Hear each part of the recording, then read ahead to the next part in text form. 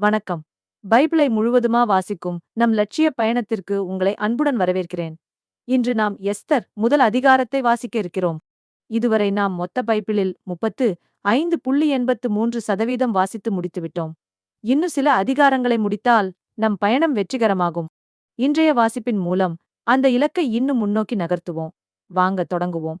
அரசிவஸ்தி மன்னர் அகஸ்வேரை அவமதித்தல். இந்தியா தொடங்கி எத்தியோப்பியா வரை இருந்த 127 மாநிலங்களையும் ஆட்சி செய்த மன்னர் அகஸ்வேரின் காலத்தில் அவர் சூசான் தலைநகரில் அரசு கட்டிலில் அமர்ந்து ஆட்சி புரிந்தார். 3ஆம் ஆண்டில் தம் குறுநில மன்னர்கள் அலுவலர் விருந்தொன்று அளித்தார். பாரசீக, மேதிய படைத் தளபதிகளும் உயர்குடி மக்களும் மாநிலத் தலைவர்களும் அவர் முன் வந்திருந்தனர். அவர் தம் அரசின் செல்வச் செழிப்பினையும் தம் மாண்பின் மேன்மை மிகு பெருமையையும் 180 நாள்கள் விளம்பரப்படுத்திக்கார். அந்நாள்கள் அனைத்து நிறைவு பெற்றபின் சூசான் தலைநகரிலிருந்து சிறியோர் முதல் பெரியோர் வரை மக்கள் அரண்மனை தோட்ட வளாகத்தில் 7 நாள்களுக்கு அவர் விருந்து அளித்தார். அங்கு வெண்ணிற நீல நிற தொங்கு திரைகள் வெள்ளித் தண்டுகளிலும் வெண்ணிற பளிங்கு தூண்களிலும் மெந்துகிலாலும் கருஞ்சிவப்பு பட்டாலும் பிணைக்கப் பெற்றிருந்தன.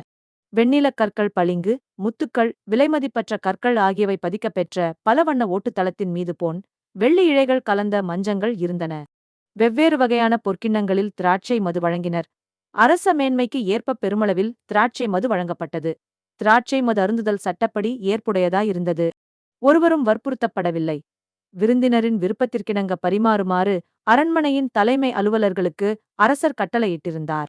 அவ்வாறே அரசி வஸ்தியும் மன்னர் அகஸ்வேரின் பெண்டிற்கு விருந்தளித்தாள். 7ஆம் நாளன்று திராட்சை மதுவினால் மனம் பூரித்திருந்த மன்னர் அகஸ்வேர் தம் முன்னிலையில் பணியாற்றிய அன்னகர்களான மெகுமான், பிஸ்தா, அர்போனா, பிக்தார், அபக்தா, சேத்தார், கர்கசி ஆகியோருக்கு பேரழகியான அரசி வஸ்தியின் எழிலை மக்களும் தலைவர்களும் காணுமாறு அவளை அரச மகுடம் சூட்டப்பட்டவளாக தம்முன் அழைத்து வரும்படி கட்டளையிட்டார்.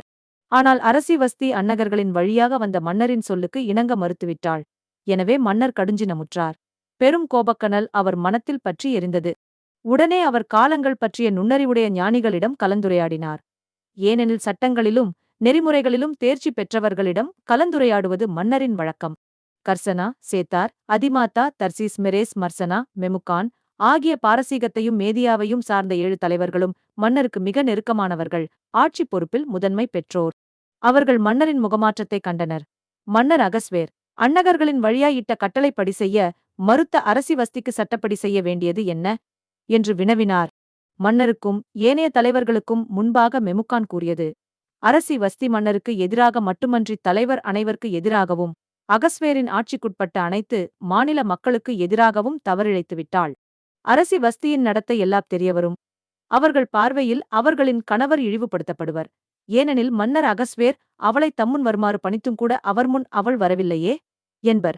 இன்றைய அரசியின் நடத்தை பற்றி கேள்விரும் பாரசீகா, மேதிய இளவரசிகளும் தம் தலைவர்களிடமும் இதுபோன்றே கூறுவர். ஆதலின் ஏளனத்திற்கும் சினத்திற்கும் முடிவே இராது. எனவே அரசே உமக்கு நலமெனப்படின் தாங்கள் ஆணையொன்று பிறப்பிக்க வேண்டும். அவ்வாணை பாரசீக, மேதிய சட்டங்களில் நிலையாயிருக்கும்படி எழுதப்படல் வேண்டும். அரசராகிய தங்கள் முன் வஸ்தி இனிவருதல் கூடாது. அவளது அரசுரிமையை அவளைக் காட்டிலும் சிறந்த ஒருத்திக்குத் தாங்கள் கொடுப்பீராக. அரசரால் பிறக்கப்படும் இந்த ஆணை உமது ஆட்சிக்குட்பட்ட பரந்து கிடக்கும் நாடுகளில் அறிவிக்கப்பட்டவுடன் சிறியோர் பெரியோர் அனைவரின் மனைவியரும் அவர்களின் கணவருக்கு மரியாதை செலுத்துவர். இவ்வார்த்தை அரசர் மற்றும் தலைவர்களின் பார்வையில் நலமெனத் தோன்றியது. மெமுகானின் கருத்திற்கு ஏற்ப மன்னர் செயல்பட்டார். அவர் தம் ஆட்சிக்குட்பட்ட அனைத்து மாநில அவரவர் மாநில வரிவடிவ வாரியாகவும் ஒவ்வொரு மக்களினத்திற்கும் அதனதன் மொழிவாரியவும் எழுதிய மடல்களில் ஒவ்வொரு ஆண்மகனும் தனது வீட்டில் ஆளுகை செய்ய வேண்டும் என்று கட்டளையிட்டிருந்தார். நாம் 1189 அதிகாரங்களில் 427 அதிகாரங்களை நிறைவு செய்துவிட்டோம். இன்னும் சில அதிகாரங்களை வாசித்தால் முழு பைபிளையும் முடித்து விடுவோம். நாளை அடுத்த அதிகாரத்தை பார்க்க சந்திப்போம்.